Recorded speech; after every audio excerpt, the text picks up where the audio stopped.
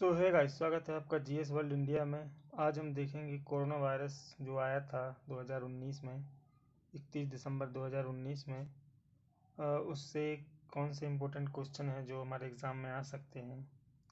देखिए, इसका नाम क्या है? सार्स कोविड 2 इसका नाम है। और स्टेटस क्या है? ग्लोबल पैंडेमिक है।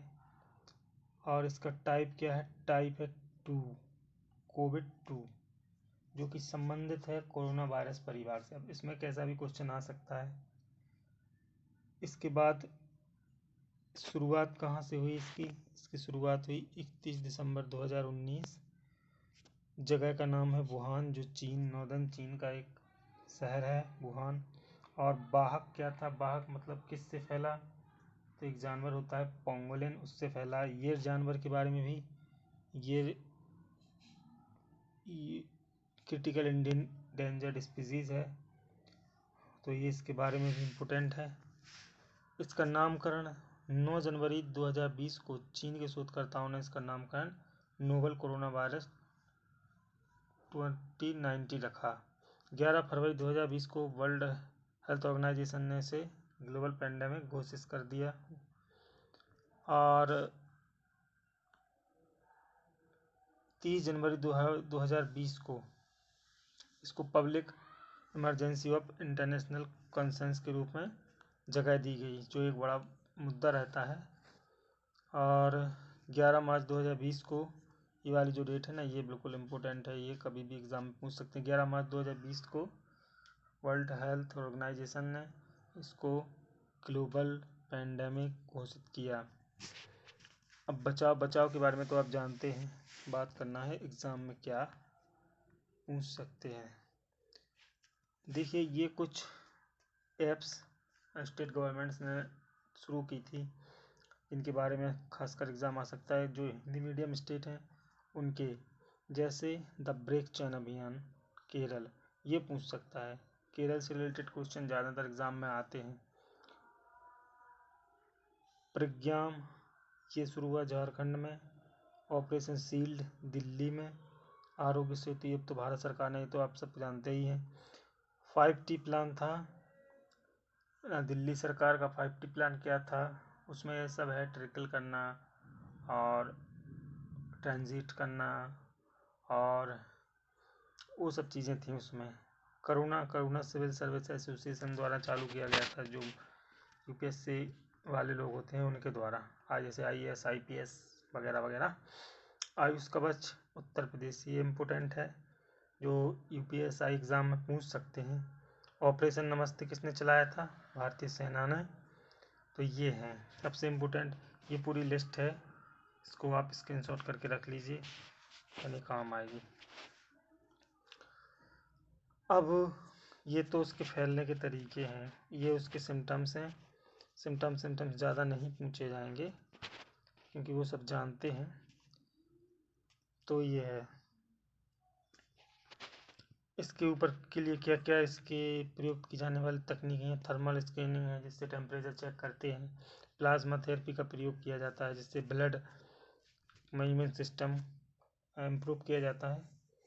और परिक्षेप किया जाता है, मतलब जानकारी उसको, डेटा उसका रिलीज किया जाता है। अब भारतीय परिक्षेप में क्या है? 15 मार्च 2020 को 15 मार्च 2020 को सामूहिक रणनीति बनाई गई थी अपने देश में। और इससे भी इम्पोर्टेंट चीज़ क्या है? इससे इम्पोर्टेंट चीज़ है G20 का वर्चुअल समिट हुआ। किसने करवाया था G20 का वर्चुअल समिट? ये हुआ था सऊदी के नेतृत्व में। इसमें ये चीज़ को ज़्यादा कंसेंस किया गया, इसका मेन टॉपिक यही था। और 11 मार्च 2020 को केंद्र सरकार ने 1857 एपिडेमिक डिसीज एक्ट 1897 लागू कर दिया। इसमें क्या था? इसकी कुछ धाराएं हैं इम्पोर्टेंट। धारा फर्स्ट में कहा गया था कि इसका नाम क्या है, संपूर्ण भारत पर लागू होता है, और इसका नाम है महामारी अधिनियम 1897। ये अंग्रेज काल का अधिनियम है। और धारा 2 है महामारी को रोकने के लिए सरकार विशेष उपाय कर सकती है। धारा 3 है, केंद्र सरकार के पास कौन कौन सी। धारा 2 है, केंद्र के पास कौन कौन सी शक्तियाँ हैं। धारा 3 है, कोई अगर उल्लंघन करता है तो उसको 188 IPC इंडियन पेनल कोड 188 के तहत उसको कंसेंस किया जाएगा। धारा 4 है, अगर कोई व्यक्ति इस अधिनियम की मूल भावना के अनुसार करते हुए प्रयास करता है तो उस पर कानून, अगर मतलब कोई इंसान झूठी खबर फैलाता है या फिर हवा बनाता है किसी चीज़ का तो उस पर काम करेंगे। अब सबसे टॉप पे कौन सा देश है, तो सबसे टॉप पे तो अमेरिका चल रहा है, कंटिन्यू। ठीक है, भारत ने 10 मिलियन का फंड दिया था किसको,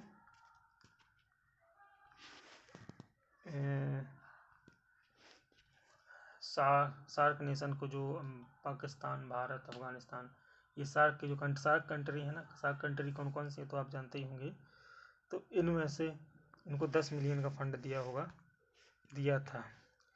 और टोक्यो ग्रीष्मकालीन ओलंपिक कहाँ होने थे, जापान में। इसको रद्द कर दिया गया है इसी की वजह से। तो ये सब कुछ इसमें इम्पोर्टेंट फैक्टर हैं जो आपको याद रखना है। बाकी और ज़्यादा चीज़ें नहीं हैं। वैक्सीन है तो वैक्सीन के बारे में अभी चल रहा है, तो 2 आई हैं, एक आई है कोविशील्ड, एक आई है कोवैक्सीन। ये दोनों इंडियन की है, एक भारत बायोटेक की है, एक एस्ट्राजेनेका की है।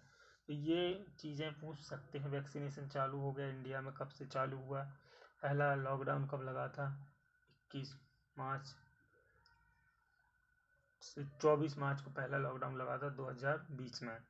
फिर वो बढ़ा देगा, पहले की तारीख इम्पोर्टेंट है, देन उसके बाद कुछ नहीं। हाँ, एक चीज़ और है, वैक्सीनेशन किस तारीख से शुरू हुआ था, तो वैक्सीनेशन 16 जनवरी 2021 से शुरू हुआ है इंडिया में। और पूरा वैक्सीनेशन शुरू हो जाएगा, वैक्सीनेशन का दूसरा चरण मार्च में, 6 मार्च से शुरू होगा। तो ये उसके नए फैक्ट हैं। अपने इंडिया में करंट जो डेथ रेट है वो 1.3 है, 1.2 है एग्जैक्टली। और रिकवरी रेट है 98.6 है। तो ये है 98.6 रिकवरी रेट है।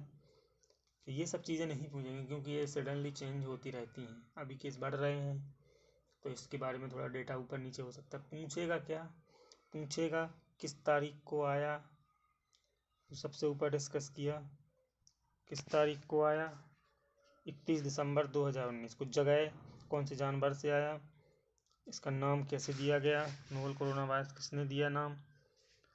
ठीक है, तो ये सब चीज़ें हैं। पब्लिक से हेल्थ का उसको कब घोषित किया गया, और इसको ग्लोबल पेंडेमिक घोषित कब किया गया, मार्च में किया गया था। ग्लोबल पेंडेमिक 11 मार्च 2020 को किया गया। ये डेट याद रखना, बिल्कुल इम्पोर्टेंट डेट है, और इसके फैलने के कारण तो आप जानते ही हैं। सो यही था वीडियो में। बाकी इस पर क्वेश्चन सेट भी मैं बनाऊंगा कि कैसे क्वेश्चन आ सकते हैं। सो जुड़े रहिए GS वर्ल्ड इंडिया के साथ। Thanks for watching and God bless you all.